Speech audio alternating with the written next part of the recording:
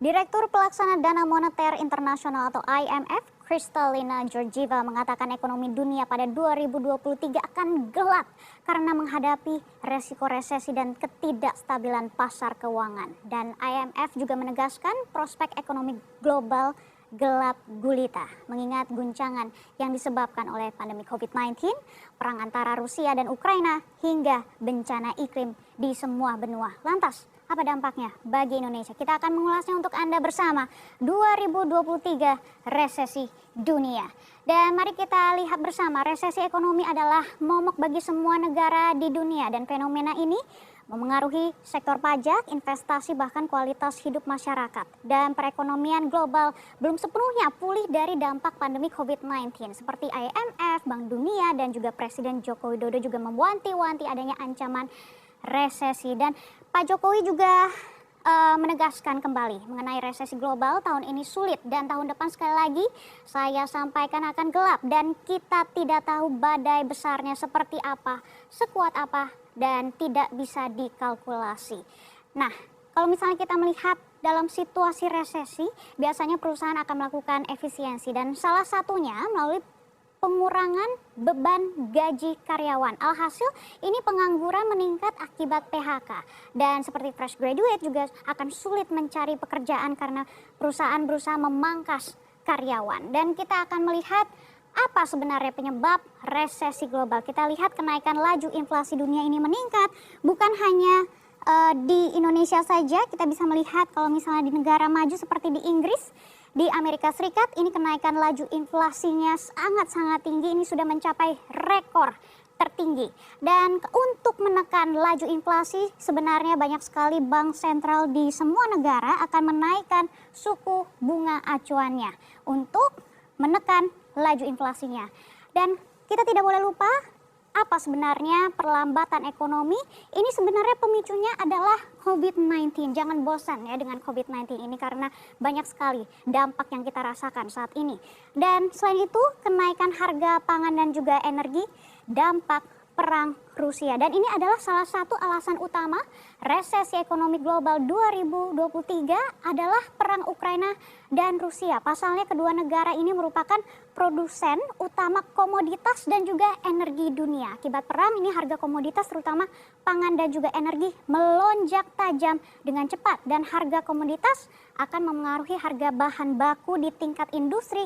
Dan saat harga bahan baku makin mahal, harga jual ke konsumen, ke kita, semua akan ikut naik. Mari kita lihat bersama beberapa harga komoditas dunia yang meroket.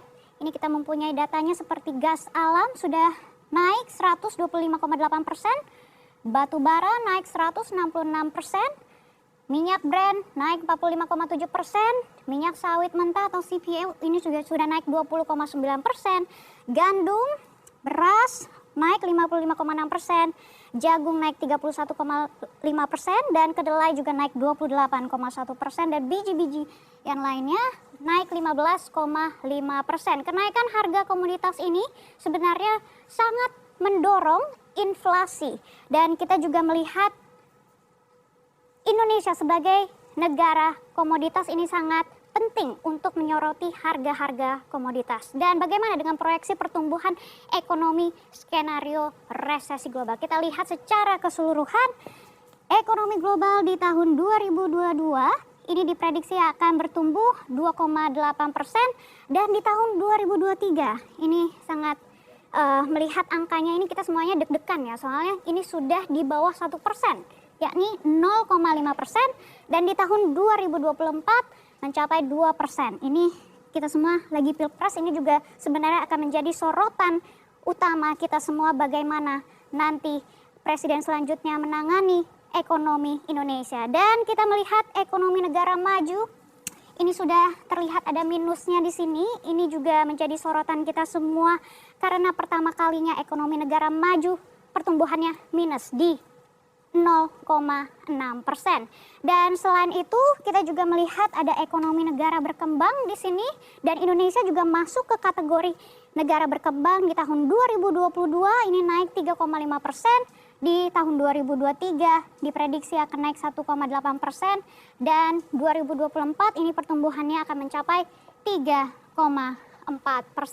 Dan Bank Dunia juga memprediksi seandainya resesi memang terjadi, dampaknya akan lebih dirasakan oleh negara maju ketimbang negara berkembang seperti data yang kita lihat bersama ini. Dan selanjutnya tentunya kita harus lihat bagaimana Menteri Keuangan Republik Indonesia kita, Sri Mulyani, mengatakan atau mengeluarkan statement terkait dengan resesi global ini. Tantangan ekonomi bergeser dan juga semakin rumit.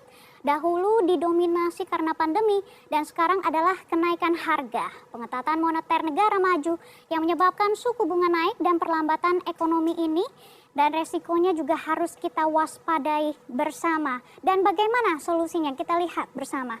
Ini adalah beberapa catatan dari Bank Dunia, IMF.